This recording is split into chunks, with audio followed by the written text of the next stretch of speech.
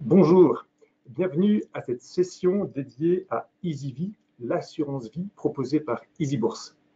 Alors ça fait 10 ans qu'EasyBourse vous propose des solutions pour investir via le PEA ou encore le compte titre. Aujourd'hui, une solution complémentaire qui propose pas mal d'avantages en termes de fiscalité ou en termes de succession. Pour en parler, nous sommes avec Jessie Agnéré, responsable d'assurance vie chez nous. Bonjour Jean-Baptiste. Jessie, c'est un plaisir Bonjour à tous. de t'avoir. Alors, je te propose de nous dire ce que tu fais concrètement chez EasyBourse et en particulier au service des clients EasyVie. Alors tout à fait, donc je suis au pôle opérationnel de EasyBourse et donc mon rôle est de traiter l'arrivée des souscriptions, donc des contrats EasyVie, donc tout le traitement, tout le parcours de souscription, puis également ensuite la gestion des contrats, notamment par la réponse aux questions que vous pouvez vous poser et également être en communication avec l'assureur et auprès de notre service client. Donc un accompagnement à la fois sur la souscription, également aussi après, quand j'utilise mon contrat, à chaque moment, j'ai beaucoup de fonctionnalités, de possibilités, donc tu es là pour nous guider. Tout à fait. Alors, donc profitez aussi de la présence de Jessie pour poser toutes vos questions pratiques sur ce service, parce que ce webinaire est interactif. Vous pouvez poser vos questions à l'écrit, on les voit à l'oral et on y répond directement. Ce que nous vous proposons, c'est de faire un petit rappel d'abord sur l'assurance vie, les points importants, les avantages, fiscalité, succession, on l'a déjà cité, et surtout après d'aller voir sur ce que nous vous proposons de manière particulière avec EasyVie, les possibilités, les options, puis on ira sur un compte en live, en vrai, mon compte en l'occurrence, pour voir comment ça se présente, les interfaces, et puis nous dirons aussi bien sûr quelques mots sur la souscription et comment la rendre encore plus simple. C'est ça. Alors, l'assurance vie, un succès populaire, qu'est-ce qu'on peut en dire en quelques mots? Alors, succès populaire qui d'année en année, on a vu une flagrante évolution, puisque c'est une réelle demande de la part des ménages, avec un taux de détention qui ne fait qu'augmenter, et également pour l'année 2018, avec la meilleure année de l'histoire en termes de souscription en unité de compte. Très bien. Alors, pour l'assurance vie, après, quel est l'intérêt d'avoir une assurance vie? Alors déjà, il ne faut pas confondre assurance vie avec assurance décès. Même s'il y a le mot assurance dans l'assurance vie, ça reste bien un compte d'épargne. C'est de l'épargne et on n'est pas sur une assurance décès. Donc on est sur de l'épargne où on va vraiment avoir le choix de personnaliser son investissement, puisqu'on peut aller de sécuritaire à dynamique, avec le choix de pouvoir verser ou non sur le contrat, et cela à tout moment. Puis le capital aussi reste disponible sans durée de détention, donc aucun blocage. Et par contre, effectivement, des avantages fiscaux en cas de vie, puisque la pleine maturité fiscale arrive au bout des 8 années de détention, et également des avantages fiscaux en cas de décès, puisqu'on va être hors actif successoral. Et également, l'atout majeur d'un contrat d'assurance vie reste la clause aussi bénéficiaire. Donc la clause bénéficiaire, c'est-à-dire que mon contrat d'assurance vie, si en cas de décès, ce n'est pas forcément mes héritiers à moi. C'est ça. Je peux choisir qui va bénéficier de... Exactement. La clause bénéficiaire, c'est toute personne que l'assuré, toute personne, donc, ou toutes les personnes que l'assuré veut voir en tant que bénéficiaire sur son contrat. Ça peut être son voisin, un ami ou les enfants. Peu importe le lien de parenté, il n'y a pas de règle sur la clause bénéficiaire. Très bien. Alors, on va aller voir maintenant, excusez-moi, effectivement, en termes de fiscalité. Donc, peut-être ce qu'on peut dire premièrement, c'est que effectivement, la fiscalité peut jouer en premier lieu en cas de vie. C'est-à-dire, en cas de vie, c'est-à-dire que lorsque je fais des rachats, je récupère de l'argent pour mes projets. Ça peut être la retraite, ça peut être l'étude de mes enfants, ça peut être des projets personnels. Qu'est-ce qui va se passer dans ce cas-là? Alors effectivement, donc en cas de vie, on va parler de rachat. Donc c'est ce qu'on appelle un retrait. Donc on sort du capital, donc de notre contrat. Et donc effectivement, ce qui va se passer, c'est qu'au bout d'un certain nombre d'années de détention du contrat, donc l'antériorité fiscale du contrat, au bout des 8 années, des abattements vont pouvoir être possibles. Donc sur les plus-values qu'on aura réalisées sur le contrat. Donc ce qui est important de voir, c'est que dans vos rachats, quand vous avez des gains, ce sont uniquement vos gains qui vont être impactés par la fiscalité, premièrement. Évidemment, ouais. Il y aura toujours les prélèvements sociaux, quel que soit si je retire l'argent au bout d'1 an, 2 ans, 5 ans, 10 ans, 20 ans. Oui. D'accord.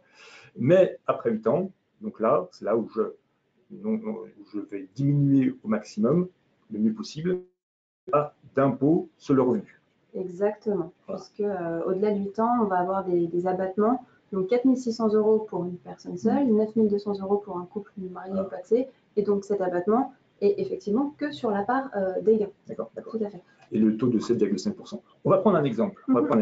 Supposons que j'investisse 10 000 € aujourd'hui, en 2019, sur l'assurance vie Zivi.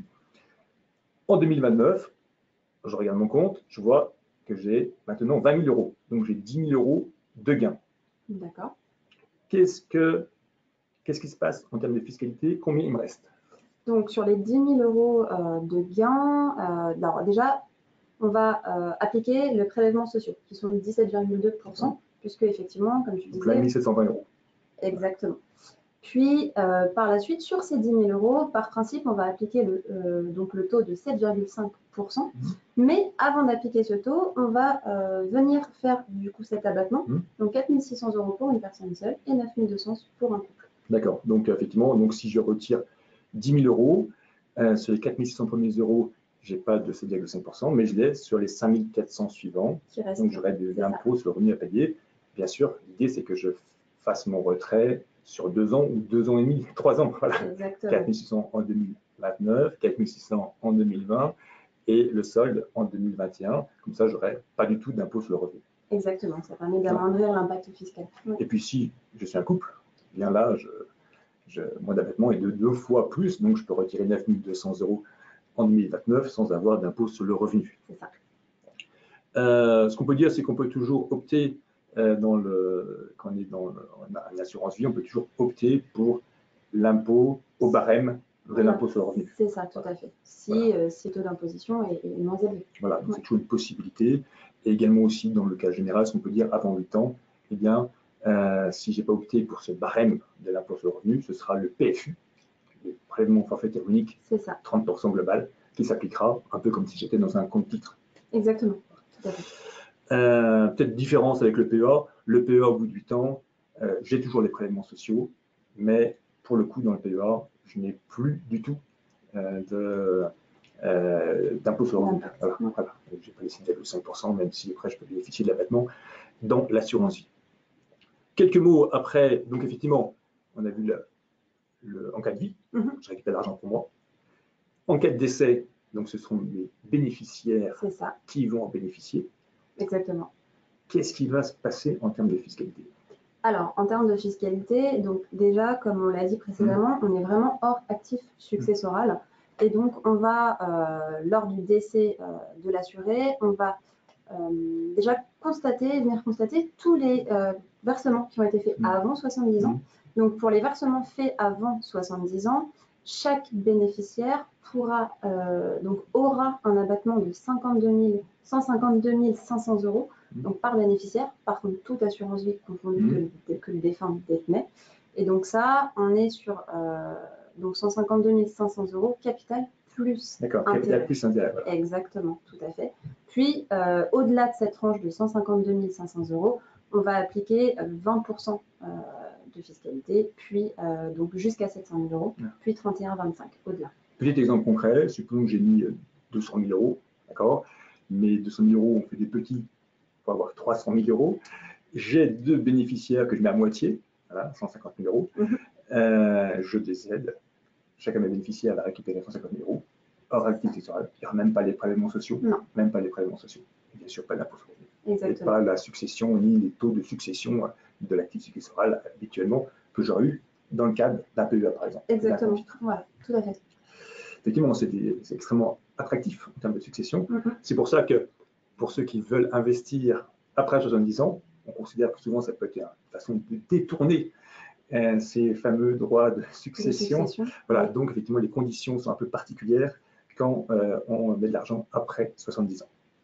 C'est ça, tout à fait, pour fixer un certain cadre. Alors,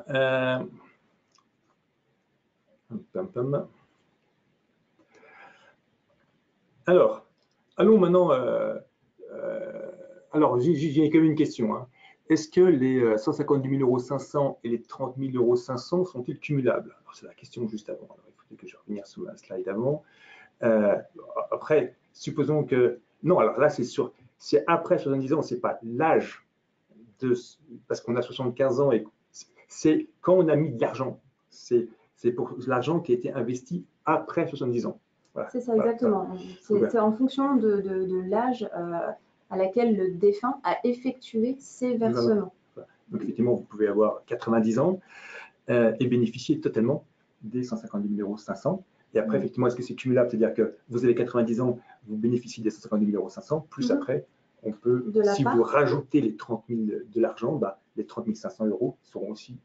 oui, c'est ça. Les deux abattements peuvent se cumuler en fonction des dates à laquelle les versements étaient faits. C'est bien cumulable. Effectivement, il y a beaucoup de questions sur le fonds euro. On va y venir très vite. Alors, l'offre en particulier proposée par Easyvee, comment on peut la décrire simplement par rapport à ce qui existe sur le marché? Alors, donc notre offre d'assurance vie Easyvee, déjà c'est un contrat 100% digital, donc qui est de la souscription jusqu'au rachat total. Tout est vraiment en ligne et il est vraiment personnalisable par le mode de gestion, les versements, pas mal d'options et de garanties qu'on verra par la suite. Il est accessible donc dès 1 000 € avec un montant minimum donc sur mandat d'arbitrage qui est de 500 €. Ça vous permet également d'avoir quelque chose de haut de gamme, mais toujours accessible, avec des versements qu'on peut mettre en place à partir de 50 € et des versements réguliers, soit 50 € par mois minimum ou 150 € par mois. Donc on peut investir de manière lissée. C'est ça. On ne sait pas si on investit toujours. Quand investir, on ne sait pas si on investit quand les marchés sont hauts ou sont bas. Souvent, une solution, c'est d'investir de manière progressive. Comme ça, on bénéficie à plein de l'effet long terme des marchés.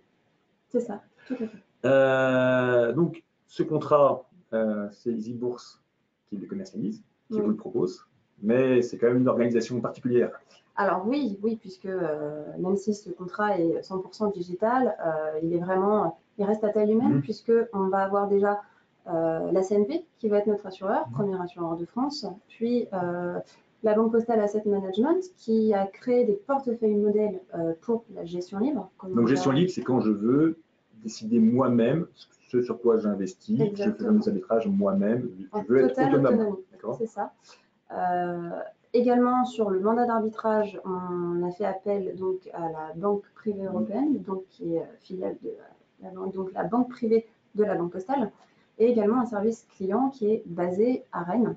Et donc voilà. Et puis notre offre aussi a été élue donc top d'argent, donc du meilleur contrat d'assurance vie et également du meilleur service client. D'accord. Alors le mandat d'arbitrage, c'est un peu à l'opposé de la gestion libre où je fais mes choix moi-même et je suis moi-même mon portefeuille. Le mandat d'arbitrage, c'est des gérants, en l'occurrence des BPE, qui est la gestion privée de la Banque Postale, donc des professionnels sur les marchés qui vont se dire c'est le moment d'acheter, de vendre, de faire les allocations et choisir les supports de place. Pour les portefeuilles modèles, là, c'est également des gérants de la Banque Postale Asset Management, voilà, donc des gens aussi qui suivent les marchés, mais là qui vous font des propositions. Exactement. Et vous acceptez ou pas les propositions. Voilà. Oui, et qui derrière peuvent être personnalisées. Alors, les modes de gestion, comment après ça se passe? J'ouvre un compte et comment je vais être accompagné ou guidé, plutôt guidé, sur le niveau de risque ou sur ce que je peux faire? Alors, quand vous démarrez la souscription, donc vous allez avoir un certain nombre de questions et aux réponses que vous allez apporter, ça va permettre de pouvoir vous indiquer un profil. Donc sur Easyvee, il y en a 5, donc de prudent à audacieux. Et donc ce profil-là va pouvoir ensuite pouvoir déterminer une recommandation donc de portefeuille, effectivement, et donc d'un niveau de risque. D'accord. Donc après, une recommandation sur ma gestion libre. Je peux décider de la suivre en un clic. C'est ça. Je peux décider de l'adapter, mettre un peu moins de cela ou un peu plus de ceci. Exactement. Et puis si je suis en mandat d'arbitrage, mon portefeuille va être géré globalement par un gérant. Exactement. Donc effectivement, sur la gestion libre, comme on a vu, les allocations qui sont créées par la Banque Postale Asset Management, on peut soit prendre la totalité du portefeuille, donc qui correspond à une vingtaine de lignes, mais également soit de s'inspirer de cette allocation et de venir le personnaliser en ajoutant des lignes supplémentaires. Et on peut changer à tout moment. Je suis en gestion libre, je me rends compte que finalement je ne suis pas si bon que ça, je veux faire confiance à des gérants, ou réciproquement. Ça peut être modifié à tout moment, et c'est très simple. Alors j'ai quand même quelques questions. Alors vraiment, pour revenir à quelques minutes précédentes, merci de nous préciser si un versement régulier est obligatoire. Alors non, il n'y a aucune obligation de faire un versement mensuel ou trimestriel à tout moment. Par contre, effectivement, si le souhait est d'investir tous les mois où il y aura des minima à respecter, mais en aucun cas c'est une obligation. Et également, question similaire, mais je pense qu'on va peut-être nous la poser, est-ce qu'il faut tout mettre en UC? Est-ce qu'on peut tout mettre en fonds euros? Est-ce que le choix est total entre UC et fonds euros? Alors, sur gestion libre, oui, tout à fait. C'est vraiment personnalisable comme on le souhaite. 100% l'un, 100% l'autre, passer de l'un à l'autre? Exactement, c'est personnalisable, mais après, effectivement, après, on vous donnera une recommandation et vous êtes libre ou pas de la choisir et de personnaliser comme vous le souhaitez. Très bien. Alors, juste encore une question qui gestion pilotée, gestion sous mandat, mandat de gestion, mandat d'arbitrage, est-ce que c'est la même chose? Alors, oui, globalement, on peut considérer que c'est la même chose. C'est vrai que les acteurs du marché utilisent beaucoup de terminologie. Ici, là, dans ce qu'on appelle, nous, un mandat d'arbitrage, peut-être un peu plus complet en termes de possibilités de choix que ce qu'on appelle sur le marché en général de la gestion pilotée. Et la gestion est faite donc par un gérant qui va gérer globalement, collectivement, tous les portefeuilles audacieux, par exemple, de EasyV. Alors, allons maintenant un peu dans le point qui a déjà suscité quelques questions. Sur quoi on peut investir quand on est une assurance vie chez EasyV? Alors, sur l'assurance vie, donc déjà, on va proposer donc le support en fonds euros, donc qui s'appelle EasyV Euro sur EasyV, et donc qui a affiché un taux de rendement en 2018 de 2,5%, donc net de frais et brut de prélèvements sociaux. Donc le support euro, c'est un fonds garanti. C'est-à-dire que je ne peux pas, quand je mets 1 000 € sur le fonds euro, je suis obligé de retrouver mes 1 000 €. C'est sécuritaire. Déjà. Voilà, c'est ça. Non seulement il est garanti, mais en plus, il y a un rendement qui est proposé, qui est loin d'être négligeable. Alors, en 2018, il était de 2,50%. Donc, c'était concrètement, c'est-à-dire que on parle toujours d'une année avant quand on parle de support euro, c'est-à-dire que ces 2,50% se sont appliqués sur ce que j'avais en support euro en 2018. Exactement. Et en 2019, qu'est-ce qui m'arrive? Eh ben, en 2018, Jean-Baptiste, en 2019, il va falloir attendre la fin d'année 2019 pour savoir la performance que le fonds, donc le support euro, a fait. D'accord. Et supposons donc que j'ai 3 000 €, on va voir mon portefeuille tout à l'heure, 3 000 € en support euro. Est-ce que j'ai gagné de l'argent déjà en 2019 ou est-ce qu'il faut que j'attende la publication de ce fameux taux qui aura lieu donc début janvier 2020 voilà, pour voir qu'est-ce que j'ai gagné sur mon support euro? Alors oui, ce sera versé en une seule fois. Donc le taux sera connu vraiment au 31 décembre ou tout début d'année 2020. Puis ce sera versé en une seule fois. C'est-à-dire qu'on va considérer globalement tout ce que j'ai eu en support euro pendant toute l'année pour m'appliquer ce taux. Exactement. Qui, pour l'instant, est inconnu. Tout à fait. En cas de si des rachats partiels devaient avoir lieu sur le fonds euro, le calcul sera fait au prorata. Aussi, tout à fait. C'est pour ça que c'est important. Si jamais on nous pose souvent la question, est-ce que je dois clôturer mon assurance vie pour venir chez vous ou pas? Souvent, une recommandation, c'est de ne pas forcément clôturer totalement son assurance vie, en tout cas son support euro qu'on peut avoir quelque part avant la fin d'année. Parce qu'il faut avoir sa ligne support euro ouverte dans son établissement assurance vie pour bénéficier début janvier de la rémunération du fonds euro. Exactement, c'est ça. Donc c'est dommage de ne pas profiter de ça. Alors juste pour information, effectivement, on me pose une question que si vous pensez du fonds euro qui est attaqué, effectivement ça fait beaucoup d'actualité dans les médias, effectivement 2,50, le marché en ce moment est plutôt autour de 1,80.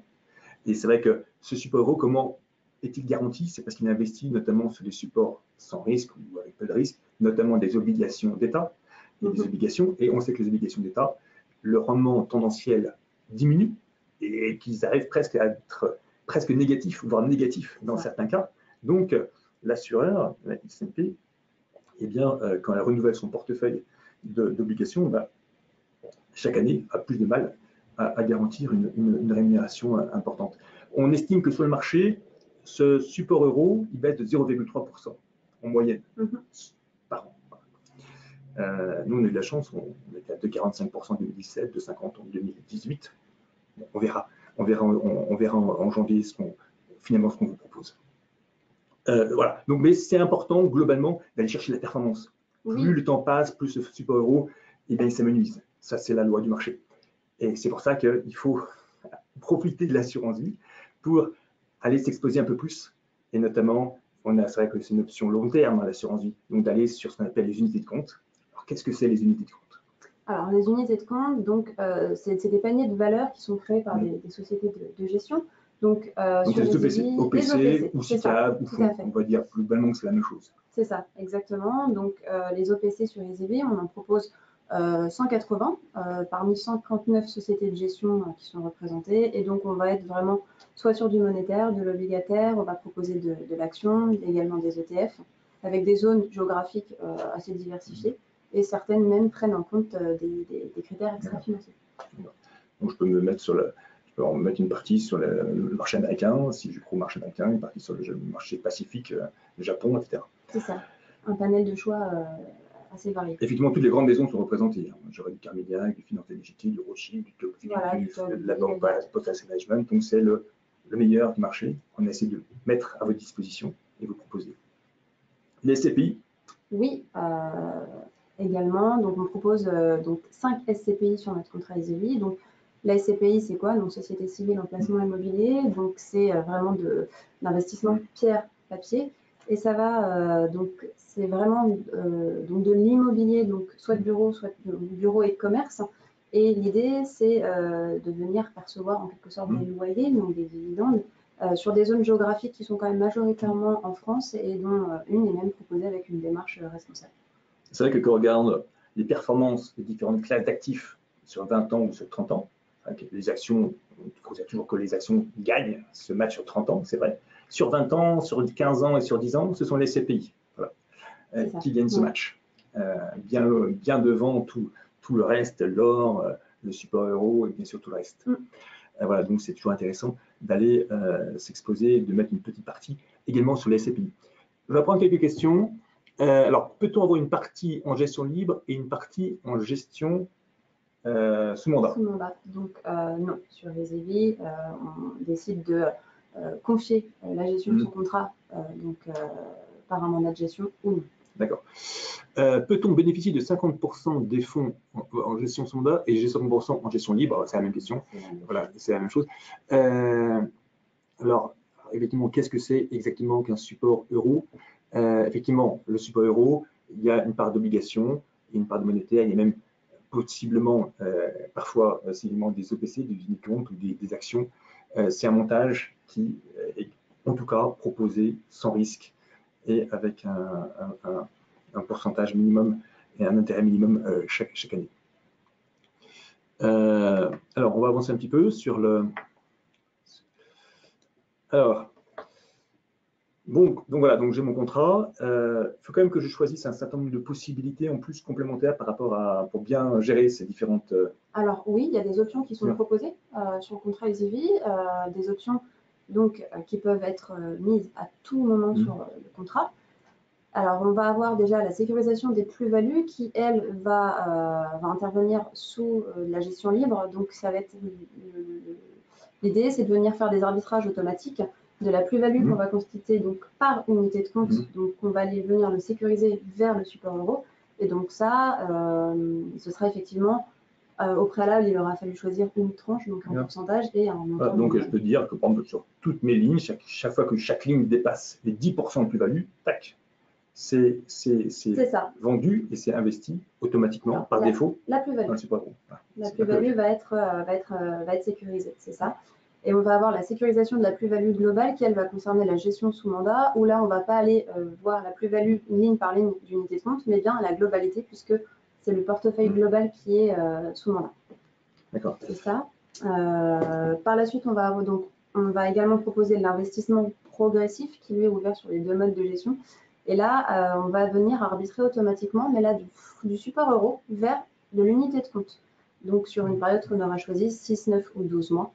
Et on va proposer également les rachats planifiés. Donc, on va programmer des retraits donc, à une cadence qu'on aura choisie et également la conversion du capital en rente qui est possible. Les garanties?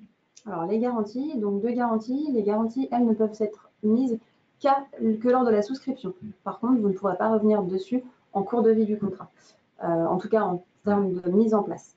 Donc, on va avoir la garantie coup dur premium qui, là, va permettre de protéger son capital si jamais il arrivait donc un événement vraiment grave qui est, par exemple, une perte totale irréversible d'autonomie, un chômage, mais en fin de droit, afin et qu'on constate une moins-value pour éventuellement avoir un capital supplémentaire. Ça, et également la garantie plancher optionnelle en cas de décès, où là, si une moins-value est constatée sur les valeurs éligibles, va permettre de protéger son capital en cas de décès.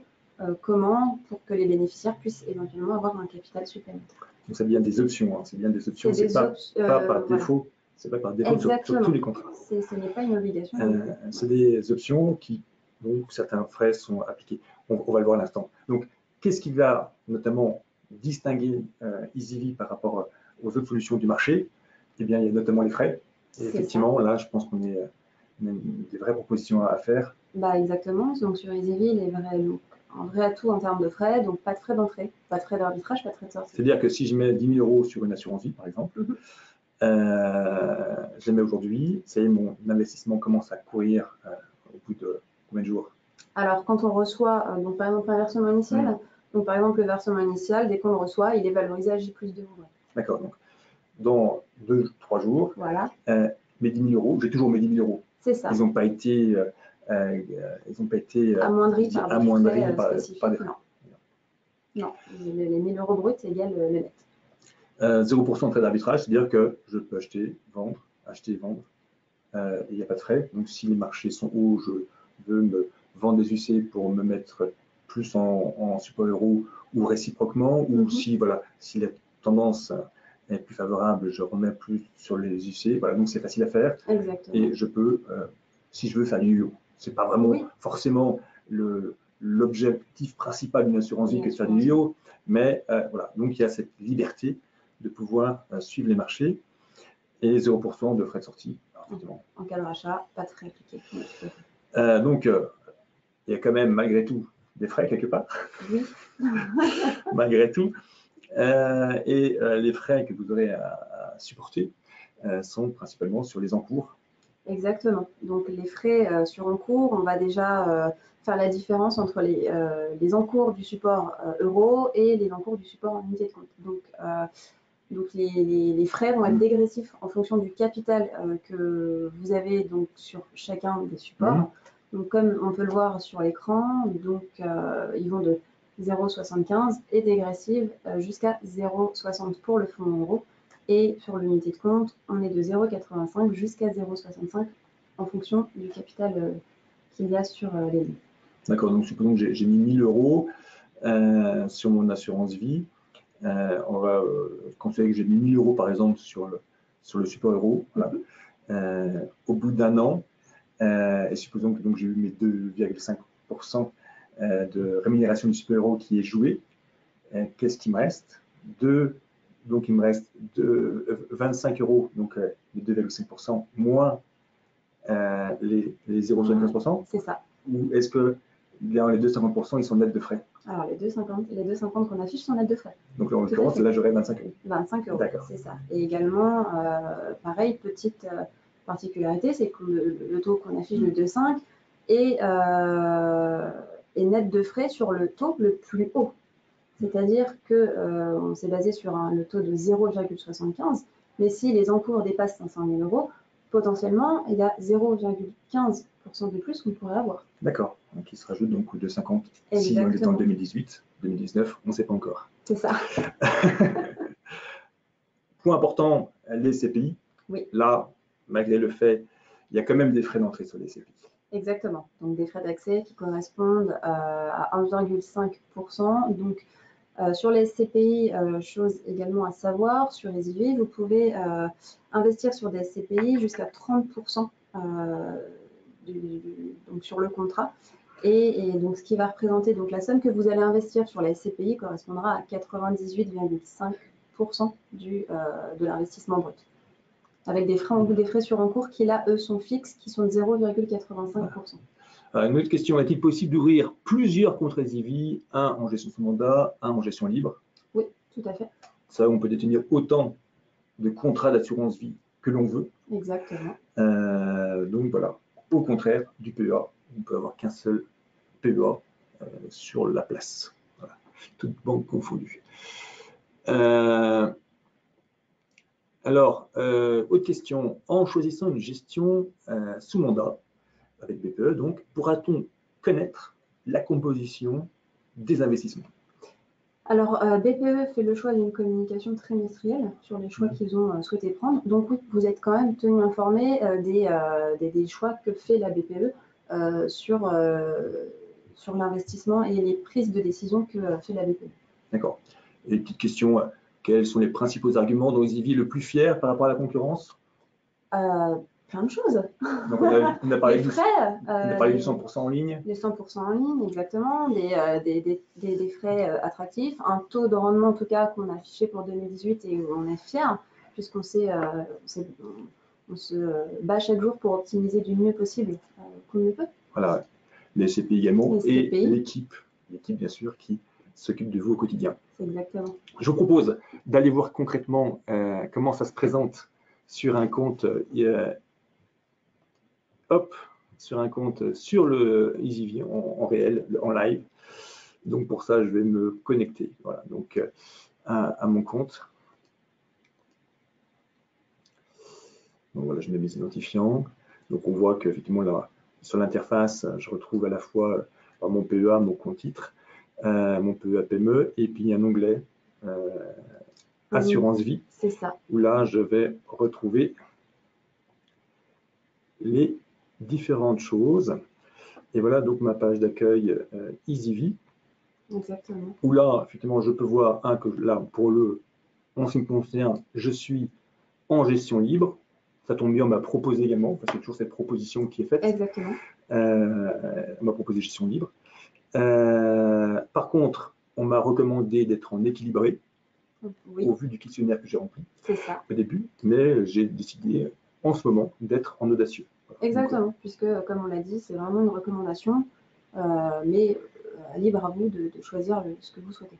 La date d'effet qui intervient donc 3-4 jours, 2 jours, 3 jours après le... Alors non, même petite subtilité, c'est que la date d'effet va correspondre à la date de signature donc de la fin de la souscription. Oui. Donc ça, c'est la date d'effet, c'est la date d'antériorité fiscale. Et la date de valeur des fonds, donc ils seront valorisés effectivement J+2 ouvrés quand on reçoit les fonds chez nous. Voilà, donc après, qu'est-ce que j'ai investi? Où est-ce que j'en suis de mes plus-values latentes? Donc à ces plus-values latentes, il faudrait rajouter techniquement ce que j'aurais gagné sur le fonds euro le taux de participation en 2019, que je ne vois pas encore, mais que je vais avoir. Je suis impatient de les avoir dans 2 mois et demi. Dans quelques mois, c'est ça. Et la répartition entre support euro et support unité de compte. Et puis, effectivement, si je descends encore plus bas, effectivement, combien ça représente en termes de part relative, de montant, de date de valorisation. Et tout en dessous, également, ce que j'ai pu choisir en termes d'options. C'est ça, les options, les garanties, les versements réguliers, s'il y en a ou non. Voilà, vraiment, c'est vraiment la page générale de votre contrat d'assurance vie où les informations de base sont notées, également la répartition. Le camembert permet de bien faire la différence entre la répartition support euro et support unité de compte et de voir vraiment toutes les lignes que vous avez sur le portefeuille d'unité de compte. Bien sûr, l'historique, pour que vous compreniez bien ce qui a pu se passer, à la fois vos opérations et les opérations de l'assureur. Exactement. Donc là, on voit que je suis passé à un moment donné à des versements réguliers de 50 €, puis à 100 €. Donc là, on peut changer facilement, on va voir comment ça se passe. L'historique, où je vais, alors peut-être on veut sur l'historique des opérations d'assureur, effectivement, c'est là où seront notamment impactés des prélèvements de frais annuels de gestion. Exactement. Donc sur cette page historique, vous allez avoir deux choses. Les opérations que vous avez initiées, donc c'est-à-dire les arbitrages que vous avez souhaité faire, les versements libres, et les opérations de l'assureur vont concerner donc les frais, effectivement, comme tu l'as dit, le prélèvement annuel de gestion, et donc voilà, les frais, les versements réguliers. Donc la subtilité, c'est qu'effectivement, là, tu vois qu'on n'est pas en fin d'année et que pourtant, tu as des frais annuels de gestion. Sur le support euro, les frais sont pris annuellement, donc au 31 décembre. Par contre, les frais sur en cours en unité de compte sont pris tous les mois. Donc le taux annuel est divisé par 2. Très bien. Alors, mode de gestion, effectivement, si je vais passer d'un mode de gestion à l'autre, donc là, effectivement, moi je suis en gestion libre, on me propose par défaut de passer en mandat d'arbitrage. Exactement. Je valide, hop, c'est le mandat d'arbitrage qui va s'appliquer et c'est un gérant qui va prendre le relais. Les documents, c'est tous les documents qui sont liés au contrat. Donc les conditions particulières, c'est ce qui va reprendre, après la souscription, les modalités que vous avez sélectionnées lors de la souscription. Puis après, tous les relevés d'opérations que vous allez avoir. Donc là, par exemple, pour toi, on peut voir que tu as fait pas mal d'arbitrages. Donc tous tes arbitrages sont téléchargeables en PDF. D'accord, des détails de ce que j'ai pu faire. Voilà, c'est ça. Avec la date, les Puis montants. le bulletin de situation annuel sera également mis dans cet onglet-là. Arbitrage, ça c'est l'élément un peu crucial, important, qui me permet d'optimiser ma gestion. Donc, dès lors déjà, ce qu'on peut voir, effectivement, je rappelle juste, on me proposait d'être équilibré. J'ai choisi d'être audacieux. Supposons que je veuille revenir à équilibré ou à prudent. C'est ça. Et donc, un clic. C'est-à-dire, et donc de me caler sur le portefeuille modèle proposé par les gérants de la Banque Postale Asset Management. Exactement. Donc, si je veux me caler sur ce portefeuille modèle, j'ai juste à choisir mon choix. C'est là, ça. je choisis.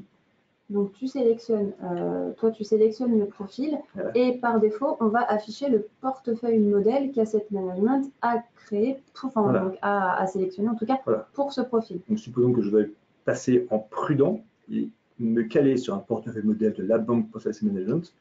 Ma part de support euro passerait tout d'un coup d'environ 30% à 72,51%. Si je voulais passer en équilibré, eh bien, cette part de support euro passerait à 50%. Et puis moi, je suis en audacieux, donc audacieux me propose 31% et ma répartition actuelle, c'est-à-dire ce que je fais vraiment, c'est à peu près pareil. Maintenant, comment se font les arbitrages? Ils sont en ligne déjà, on le sait. Ça, c'est sûr, effectivement. Supposons qu'on me dise, très bien, cette ligne 1, elle performe bien, alors que la 2, elle performe moins bien. Je vais faire en mettre un peu plus sur la ligne 1 et un peu moins sur la ligne 2. Oui, et ben alors on va... alors, on peut jouer à la fois sur les pourcentages. Exactement. Ou sur les montants. Ou sur les montants. Voilà, donc, supposons que je vais mettre là, je vais passer à 3,43%. Hop, 3,43%, et je vais baisser là de 1%. Donc, tu as bien ton reste à répartir, qui est bien noté. Ça te permet de bien visualiser. Voilà, donc là, effectivement, c'est tombé bien.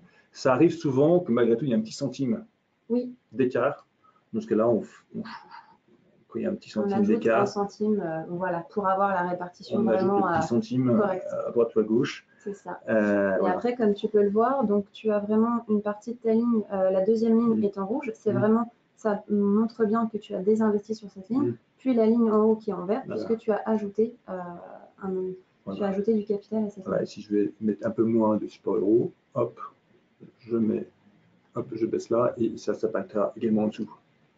Voilà, donc il faut que je mette après, je crois que c'est 5, voilà. Donc je fais mes réglages comme cela. Comme tu disais, reste à répartir 0,01%. Donc il va falloir que je rajoute un petit Preempt ici. Voilà, répartition correcte. Et après, je valide. Voilà. Je valide en dessous ma nouvelle répartition entre mes supports. C'est ça. Autre question, ajouter des supports. Aussi. Alors ici, quand je suis en gestion libre, j'ai 20 supports unités de compte possibles. Là, c'est ça. Là, je trouve que j'ai déjà 20 unités de compte, donc je ne vais pas pouvoir vous faire la démo exacte de rajouter un support, mais il y a l'onglet ajouter des supports. Tout en bas, effectivement. Et également la faculté, si on n'a plus du tout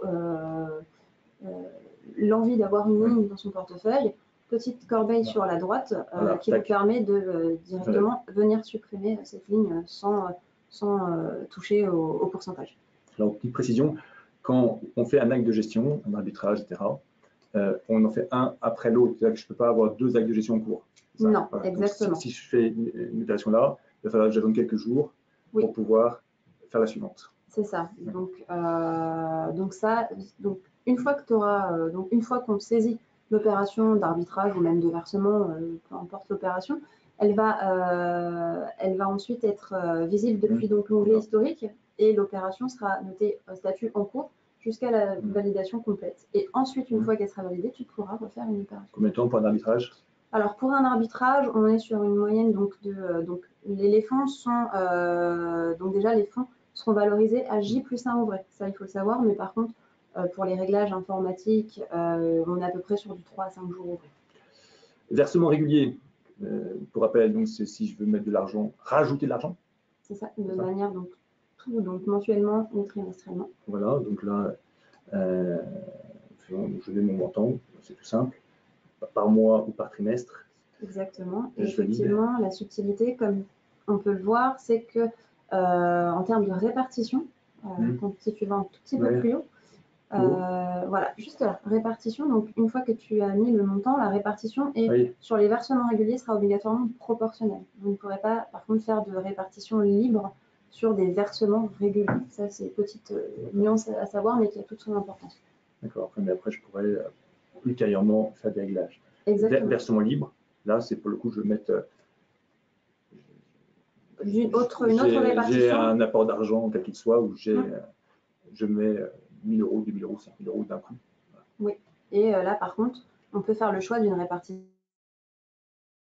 libre ou recommandée. OK. Les rachats, effectivement, les rachats, donc en jargon assurance vie, c'est les retraits. Retrait d'argent. Vouloir utiliser son capital. Donc là, tout se fait en ligne. Si je veux récupérer, par exemple, 1 000 €, je mets 1 000 €. Il y a un calcul d'imposition qui va se faire malgré tout. Exactement, il y a une simulation qui va être faite. Pour tenir compte du fait si je suis dans les mois du temps, par exemple, c'est ça? Aussi. C'est ça, ça va vraiment faire une simulation par rapport au taux par rapport à la date d'antériorité fiscale. Et sur l'abattement, ça va tenir compte aussi de l'abattement? Alors, pas forcément, parce qu'il ne saura pas forcément si j'ai retiré de l'argent dans une autre assurance vie ailleurs. C'est ça, tout à fait. Effectivement, comme on peut avoir des assurances vie dans plein de banques. Et donc, voilà, une fois qu'on a saisi, on valide. Et en termes de délai pour les fonds, on est sur du 5 à 7 jours ouvrés pour recevoir les fonds sur le compte. Autres opérations, effectivement, il y a beaucoup de choses qu'on peut faire. Oui. On va avancer vite parce qu'on voulait dire quelques mots également. Après, bien sûr, les données personnelles, les préférences, suivre son questionnaire, faire évoluer son questionnaire, faire évoluer ses préférences, tout ça c'est possible. Voilà. On va peut-être dire un petit mot, comme le temps passe vite, sur la souscription. Alors, on va essayer de prendre quelques questions malgré tout. Avons-nous des conseils de placement dans une gestion libre? Alors, donc le conseil de placement qui va être fait lors de la souscription, ça va être fait par, justement, après avoir répondu aux questions, ça va être le portefeuille modèle, après du conseil vraiment… Ce ne sera pas du conseil personnalisé, exactement. Mais en fonction de votre profil, audacieux, équilibré, prudent, eh bien, le portefeuille modèle de la Banque Postal Asset Management, donc je n'ai pas les gérants, sera visible. On pourra le voir. Alors oui, on verra voilà, toutes les lignes, puisqu'après on pourra venir personnaliser ou non si on le souhaite, mais au moins ça pourra effectivement donner déjà une idée sur la répartition à faire entre le fonds euro et le Et on se l'applique en un clic et après on peut régler. Voilà, c'est ça. Par exemple. Merci de rappeler les frais d'arbitrage. Alors, les frais d'arbitrage, il n'y en a pas. Les frais d'arbitrage. Pas de frais d'arbitrage, sauf si ça va porter sur des SCPI. Exactement, si on entre sur une SCPI. Mais là, ce sont les frais d'accès, ce n'est pas vraiment des frais d'arbitrage. En gestion libre, au début, doit-on définir nous-mêmes tous les supports? Alors, non, comme... on peut partir que sur du fonds euro, supposons. Exactement, ou se baser... Alors, soit prendre...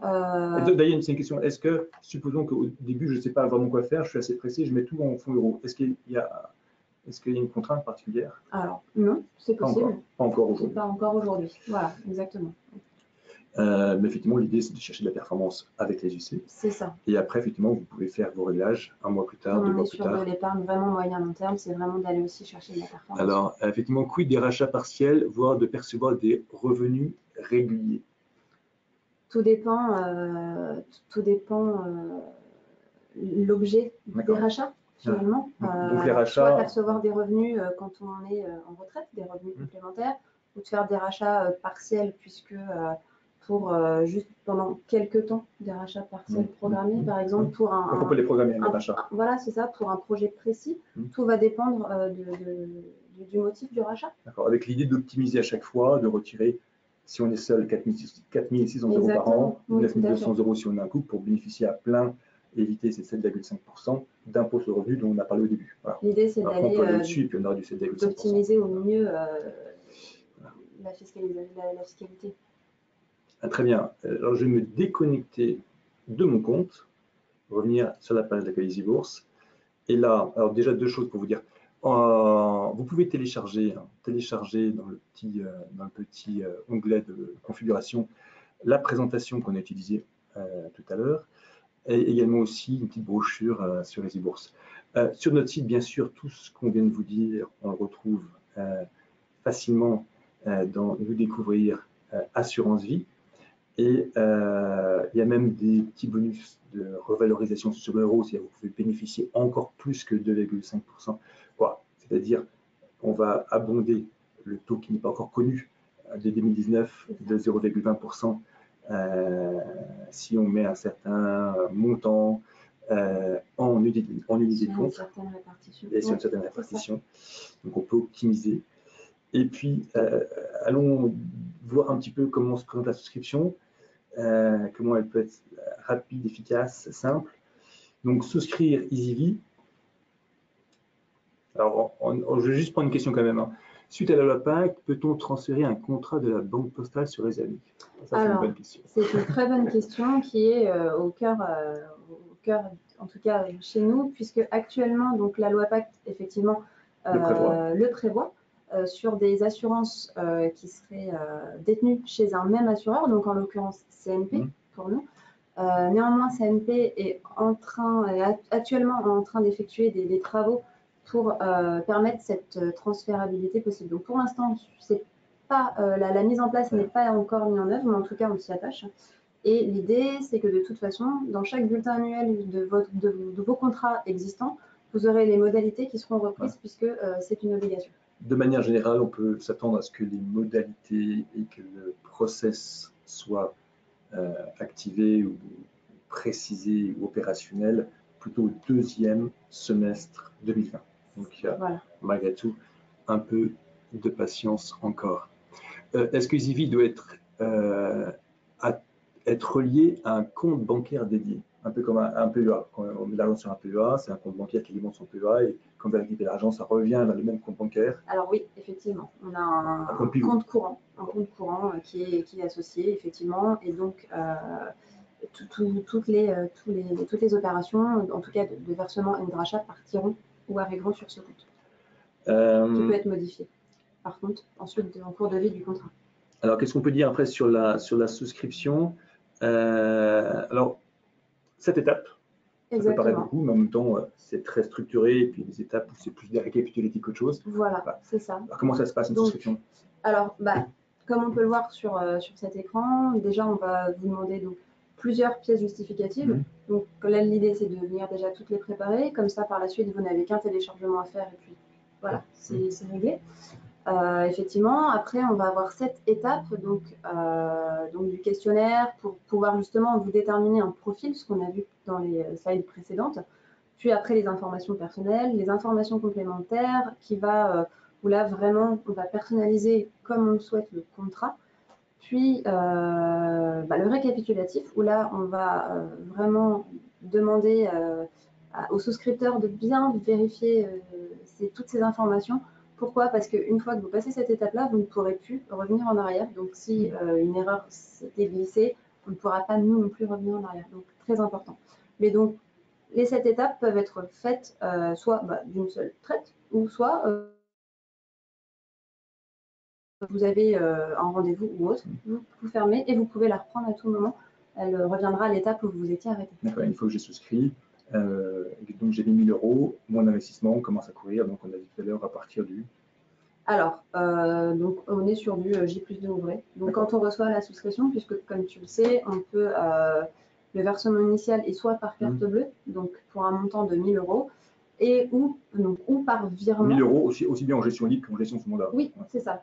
Donc la carte bleue est limitée à 1 000 €, et puis sinon, donc par virement, ou là par virement. On peut compléter après. Par virement, on peut mettre plus que 1 000 €. Et puis, une fois qu'on reçoit les fonds sur notre compte dédié au versement initial, donc les fonds seront valorisés à J+2 ouvré. Donc pourquoi je dis versement initial? Parce que toutes les opérations en cours de contrat, en cours de vie du contrat que vous allez effectuer par la suite, les versements seront directement prélevés sur le compte que vous avez renseigné. Il n'est pas utile de nous faire des virements complémentaires en cours de vie. D'accord. Et après, effectivement, il y a aussi un délai de renonciation, de rétractation. C'est ça, donc le délai de 30 jours. C'est classique aux assurances. C'est souvent important de l'avoir quand il y a beaucoup de frais. Chez les e-bourses, en l'occurrence, quand on met de l'argent, il n'y a pas de droit d'entrée. Voilà. Donc, effectivement, si vous renoncez au bout de 30 jours, ce ne sera pas en raison des frais. Alors, comme voilà, ce webinaire touche à sa fin, il y a eu pas mal de questions. J'espère que je n'ai pas raté trop. Il me reste bien sûr à vous redonner bien sûr les éléments de contact. Effectivement, vous voulez en savoir plus, vous voulez poser des questions plus précises sur ce qu'on peut vous proposer. Notre numéro vert est gratuit, également le samedi matin. Et puis, bien sûr, une fois qu'on est client et qu'on veut faire un arbitrage ou qu'on ne comprend pas ceci, qu'on a une précision sur ce qu'on a pu faire, pourquoi cet arbitrage, je ne sais pas, il a été pris tel jour plutôt que la veille. Voilà, donc le service client avec Jessie. Eh bien, écoutez, alors, juste encore une question peut-être. Le justificatif de provenance des fonds ne concerne-t-il que le compte bancaire d'où les sommes sont données? Qu'est-ce que… Alors, le justificatif de provenance des fonds, ça peut être, alors effectivement, soit les comptes d'où les fonds vont partir, ou si on va vous demander la provenance des fonds quand vous allez faire la souscription en ligne. Donc, si vous déclarez que c'est de l'épargne, on peut effectivement prendre un dernier relevé épargne, par exemple, ou suite à succession et ou vente, une attestation notariale avec prix. Ça peut vraiment englober plusieurs justificatifs différents.